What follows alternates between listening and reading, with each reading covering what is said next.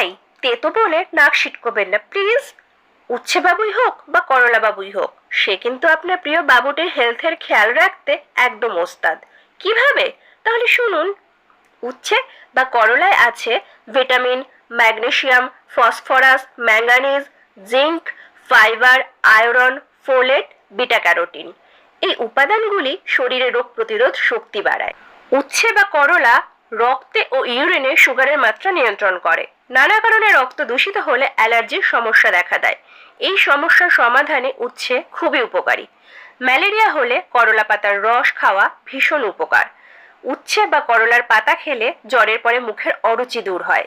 নিয়মিত করলা খেলে যেমন ওজন কমে, তেমনি হার্টও ভালো থাকে। উচ্ছে করলা খাবারের ভারসাম্য বজায় রাখতেও সাহায্য করে। এবারে তাহলে বুঝলে কেন বলেছিলাম আমি যে এনারা তোমার বাবুটির হেলথের খেয়াল রাখতে একেবারে ওস্তাদ।